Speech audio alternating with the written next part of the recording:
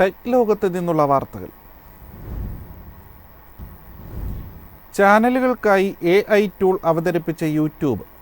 വീഡിയോകൾ ഒന്നിലധികം ഭാഷകളിൽ ഡബ് ചെയ്യാൻ ഇത് ക്രിയേറ്റർമാരെ സഹായിക്കും. യൂട്യൂബ് ചാനലുകളിലെ വീഡിയോകൾ വിവിധ ഭാഷകളിലെ കൂടുതൽ പ്രേക്ഷകരിലേക്ക് എത്തിക്കാൻ പുതിയ ടൂൾ സഹായിക്കും. നിലവിൽ ടെക്, പാചക വീഡിയോകൾ പോലെയുള്ള വിജ്ഞാനാധിഷ്ഠിത ഉള്ളടക്കം സൃഷ്ടിക്കുന്ന ചാനലുകൾക്ക് മാത്രമേ ഇത് ലഭ്യമാവുകയുള്ളൂ.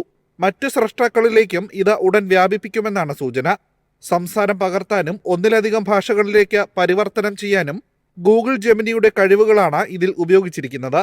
AI സിസ്റ്റം ഒരു വീഡിയോയുടെ യഥാർത്ഥ ഓഡിയോ ട്രാക്ക് വിശകലനം ചെയ്യുകയും അത് ടെക്സ്റ്റിലേക്ക് മാറ്റുകയും ചെയ്യുന്നു. മെഷീൻ ട്രാൻസ്ലേഷൻ അൽഗോരിതം ഉപയോഗിച്ച് ആവശ്യമുള്ള ഭാഷയിലേക്ക് ടെക്സ്റ്റ് വിവർത്തനം ചെയ്യും. യഥാർത്ഥ അവതാരകന്റെ ശബ്ദവും ഉച്ചാരണവും അനുകരിക്കുന്ന ഒരു ടെക്സ്റ്റ് ടു സ്പീച്ച് മോഡൽ ഉപയോഗിച്ച് സിസ്റ്റം ഒരു പുതിയ ഓഡിയോ ട്രാക്ക് സമന്വയിപ്പിച്ചാണ് പ്രവർത്തനം.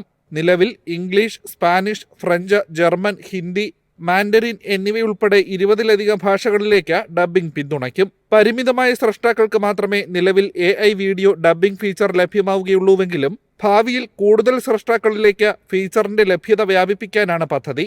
News desk, MyFin TV. ഇന്ത്യയിലെ ടെലികോം മേഖലയുടെ പ്രധാന വളർച്ചാ ഏരിയ AI, 6G എന്നിവയെന്ന cellular operators association of India.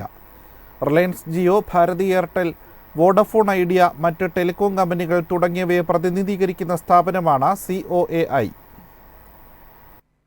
AI, 6G എന്നിവയിൽ ഇന്ത്യ ശ്രദ്ധ കേന്ദ്രീകരിക്കേണ്ട സമയമാണിതെന്ന് COAI പറയുന്നു.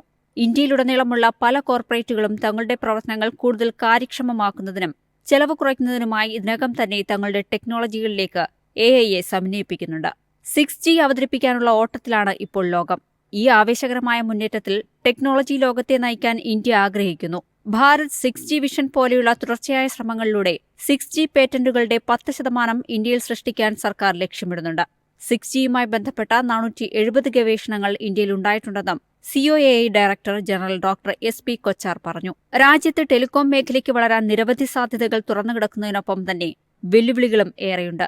ട്രായ് പുതുതായി നിർദ്ദേശിച്ച ക്വാളിറ്റി ഓഫ് സർവീസ് മാനദണ്ഡങ്ങൾ അപ്രായോഗികവും അമിതഭാരവുമായാണ് ടെലികോം കമ്പനികൾ കാണുന്നതെന്നും COAI പറയുന്നു. News desk, MyFin TV. ജനപ്രിയ A സീരീസിൽ പുതിയ സ്മാർട്ട്ഫോൺ കൂടി പുറത്തിറക്കി ഒപ്പോ. ഈ വർഷം ആദ്യം പുറത്തിറക്കിയ ഒപ്പോ A3 പ്രോയുടെ പിൻഗാമിയായി ഒപ്പോ A5 പ്രോ എന്ന സ്മാർട്ട്ഫോണാണ് പുതുതായി പുറത്തിറക്കിയത്. ചൈനയിൽ ലോഞ്ച് ചെയ്ത ഫോൺ അധികം വൈകാതെ തന്നെ ഇന്ത്യയിലും അവതരിപ്പിക്കുമെന്നാണ് സൂചന. മികച്ച ഫീച്ചറുകൾക്ക് പുറമെ വീഴ്ചകൾ, ജലം, പൊടി എന്നിവയൊക്കെ പ്രതിരോധിക്കുവാനുള്ള മികച്ച ശേഷിയോടെ എത്തുന്നു എന്നതാണ് ഒപ്പോ A5 പ്രോ 5G ഫോണിന്റെ പ്രധാന സവിശേഷത. കൂടാതെ 1 ബട്ടൺ ഡ്രെയിനേജ് ഫംഗ്ഷനുമുണ്ട്. 120 ഹെർട്സ് റിഫ്രഷ് റേറ്റുള്ള 6.7 inch full HD+ AMO LED screen, 1200 nits വരെ peak brightness, 2160 hertz ultra high frequency PWM dimming എന്നിവയും ഇതിലുണ്ട്.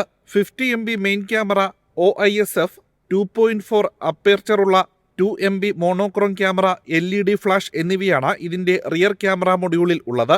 സെൽഫിക്കും വീഡിയോ കോളുകൾക്കുമായി f2.4 അപ്പേർച്ചറുള്ള 16 MB ഫ്രണ്ട് ക്യാമറയും നൽകിയിട്ടുണ്ട്. ആൻഡ്രോയിഡ് 15 അടിസ്ഥാനമാക്കിയുള്ള കളർ OS 15-ലാണ് ഈ ഫോണിന്റെ പ്രവർത്തനം. ഫോണിന്റെ അടിസ്ഥാന വേരിയന്റിന് ഏകദേശം 23,330 രൂപയാണ് വില. News desk, MyFin TV. വ്യാജ ഫിഷിംഗ് തട്ടിപ്പുകളിൽ വീഴരുതെന്ന മുന്നറിയിപ്പുമായി കേന്ദ്ര സർക്കാർ.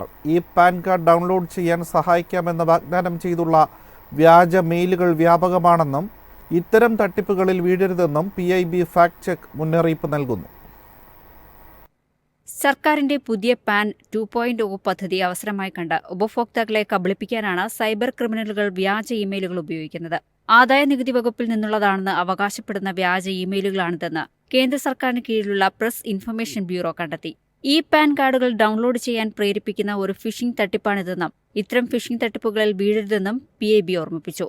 സെൻസിറ്റീവ് അല്ലെങ്കിൽ സാമ്പത്തിക വിവരങ്ങൾ അഭ്യർത്ഥിക്കുന്ന കോളുകൾ, ടെക്സ്റ്റുകൾ, ഇമെയിലുകൾ അല്ലെങ്കിൽ ലിങ്കുകൾ എന്നിവയ്ക്ക് ഒരിക്കലും മറുപടി നൽകരുതെന്ന് PIB ഫാക്ട് ചെക്ക് എക്സിൽ പങ്കുവച്ച കുറിപ്പിൽ മുന്നറിയിപ്പ് നൽകിയിട്ടുണ്ട്. News desk, MyFin TV. Kanyakumari Kashmir train യാത്ര യാഥാർത്ഥ്യമാകുന്നു. സർവീസിന്റെ ഉദ്ഘാടനം പ്രധാനമന്ത്രി നരേന്ദ്രമോദി ജനുവരിയിൽ നിർവഹിക്കും. ഇതോടൊപ്പം കശ്മീരിലെ പൂർത്തിയായ ഇസഡ്മോർ തുരങ്കവും പ്രധാനമന്ത്രി നാടിന് സമർപ്പിക്കും. കശ്മീർ താഴ്വരയിലേക്ക് രാജ്യത്തിന്റെ മറ്റു ഭാഗങ്ങളിൽ നിന്ന് ട്രെയിൻ സർവീസ് ആരംഭിക്കുന്നതിന് മുന്നോടിയായി ജമ്മു കശ്മീർ റൂട്ടിൽ 5 AC സ്ലീപ്പർ ട്രെയിനുകളും വന്ദേ ഭാരത് ചെയർ കാറുകളും റെയിൽവേ പരീക്ഷിക്കും. ട്രെയിനിന്റെ ഉദ്ഘാടനത്തിനൊപ്പം കശ്മീരിലെ പൂർത്തിയായ ഇസഡ്മോർ തുരങ്കവും പ്രധാനമന്ത്രി നരേന്ദ്രമോദി ഉദ്ഘാടനം ചെയ്യുമെന്ന് അധികൃതർ അറിയിച്ചു. കശ്മീരിലേക്കുള്ള ട്രെയിനുകളിൽ യാത്രക്കാർ കയറുന്ന പ്ലാറ്റ്ഫോമുകളിൽ പ്രത്യേക വ്യവസ്ഥകൾ ഏർപ്പെടുത്തുമെന്ന് മാധ്യമങ്ങൾ റിപ്പോർട്ട് ചെയ്തു. ചരക്കുകൾ, ലഗേജ്, യാത്രക്കാർ എന്നിവ സൂക്ഷ്മമായി പരിശോധിക്കുന്നതിന് പ്രത്യേക സുരക്ഷാ ക്രമീകരണങ്ങൾ ഉണ്ടായിരിക്കും. വിമാനങ്ങളിൽ കയറുന്നതിന് മുൻപ് നടത്തുന്ന പരിശോധനയ്ക്ക് സമാനമായിരിക്കും സുരക്ഷാ സംവിധാനം. News desk, MyFin TV.